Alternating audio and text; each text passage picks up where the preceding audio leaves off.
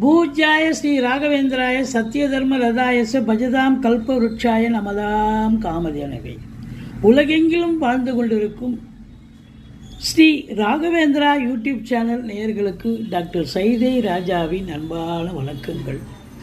நாம் இப்பொழுது இந்த எபிசோடில் திருமண பொருத்தம் பெண்களுக்கு என்னென்ன நட்சத்திரம் பொருந்தி வருகிறது என்பதை சொல்ல இருக்கிறோம், விரிவாக சொல்ல இருக்கிறோம். இப்போ கார்த்திகை 2, 3, 4 பாதங்களில் பிறந்த பெண் ரிஷபராசி ஆகிறது.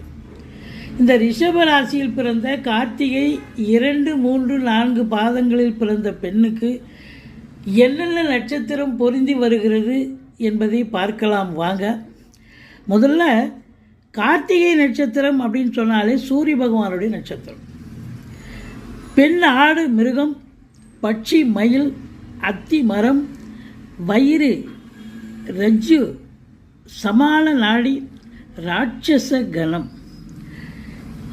இப்போது இந்த ரிஷப ராசியில் பிறந்த பெண்ணு, அதாவது கார்த்திகை 2, 3, 4 பாதங்களில் பிறந்த பெண்ணுக்கு என்னென்ன நட்சத்திரம் பொருந்தி வருகிறது அப்படின்னு பார்த்தீங்கன்னாக்கா, அஸ்வினி, பரணி, பூசம், ஆயில்யம், மகம், பூரம், அஸ்தம், சித்திரை, அனுஷம், கேட்டை, மூலம், திருவோணம், அவிட்டம், சதயம், உத்திரட்டாதி, ரேவதி,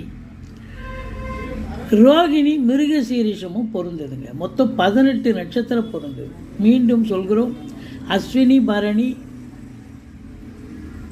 ரோகிணி, மிருகசீரிஷம், பூசம், ஆயில்யம், மகம், பூரம், அஸ்தம், சுவாதி, அனுசம், கேட்டை, மூலம், திருவோணம், அவிட்டம், சதயம், உத்திரட்டாதி, ரேவதி, மொத்தம் 18 நட்சத்திரங்கள் பொருந்தது. இது மட்டுமே இறுதி முடிவு ஆகாதுங்க.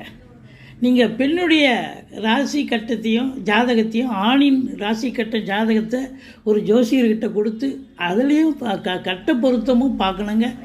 ராசி, அதாவது ஜாதக பொருத்தம் இருக்கான்னு பார்க்கணும். அப்புறம் நட்சத்திர பொருத்தமும் இருக்கணும், அதுவும் இருக்கணும். அசலஸ் 2 இருந்தால் தான் திருமணம் பண்ணணும்.